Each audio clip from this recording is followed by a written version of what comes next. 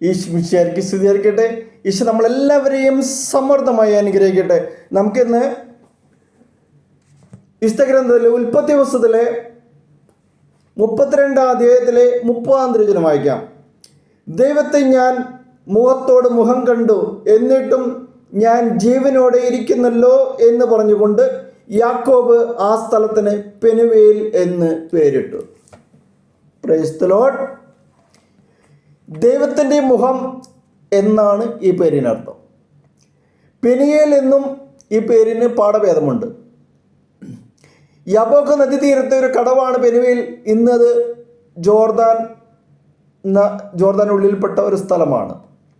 ഹരാനിൽ നിന്നും കാനാൻ ദേശത്തേക്ക് മടങ്ങി വരുന്ന യാക്കോബ് യബോക്ക് നദിയുടെ കടവിൽ വെച്ച് രാത്രിയിൽ ദൈവവുമായി മൽപ്പിടുത്തം നടത്തിയ സ്ഥലമാണിത്.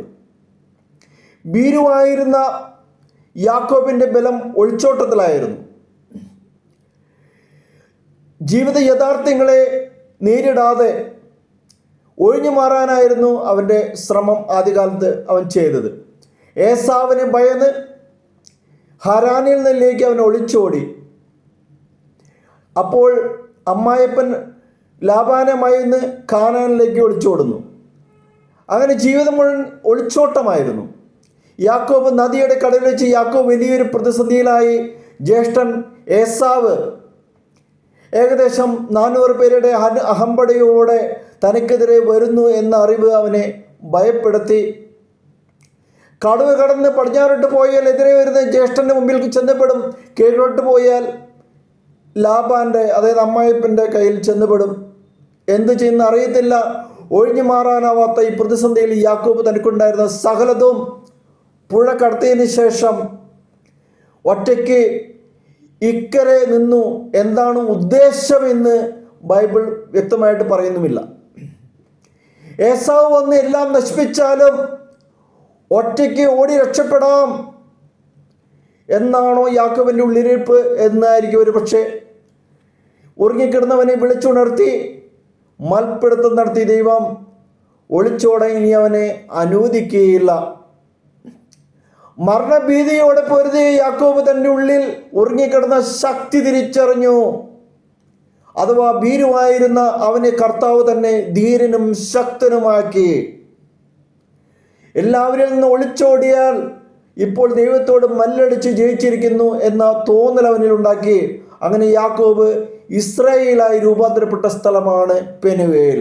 ഇന്നും നമുക്കറിയാം ഇസ്രായേൽ എന്ന ആ സ്ഥലം പോലും ഇന്ന് രൂപാന്തരപ്പെട്ട് കഴിഞ്ഞു, അല്ലേ? ഇനിമേൽ നീ യാക്കോബ് എന്നല്ല ഇസ്രായേൽ എന്ന് വിളിക്കപ്പെടും. കാരണം ദൈവത്തോടും മനുഷ്യരോടും നീ മല്ലടിച്ച് ജയിച്ചിരിക്കുന്നു. ഉൽപ്പത്തി പുസ്തകം 32-ാം അധ്യായത്തിൽ 28-ാം തിരുവചനം പറയാണ്, ഇനി മുതൽ നീ യാക്കോബ് എന്നല്ല ഇസ്രായേൽ എന്ന് വിളിക്കപ്പെടും. കാരണം ദൈവത്തോടും മനുഷ്യരോടും നീ മല്ലടിച്ച് ജയിച്ചിരിക്കുന്നു. ഇസ്രായേൽ എന്ന പേരിൻ്റെ വിശദീകരണമാണിത്.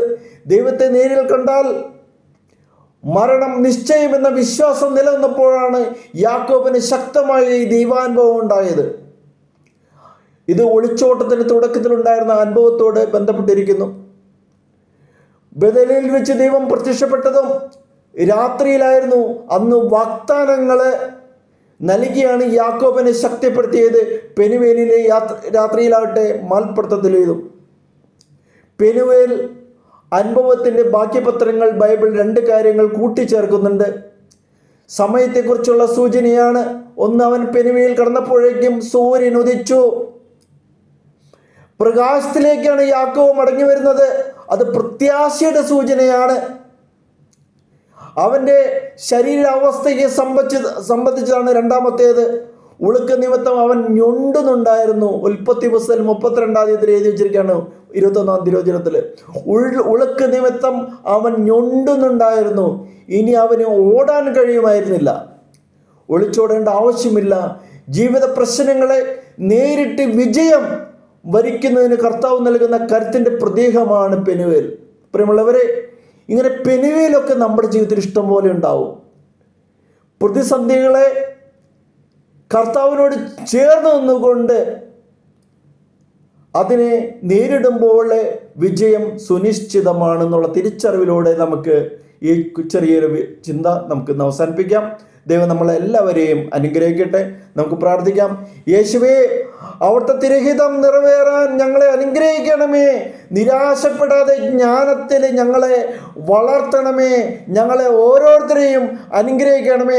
Hallelujah, hallelujah, hallelujah.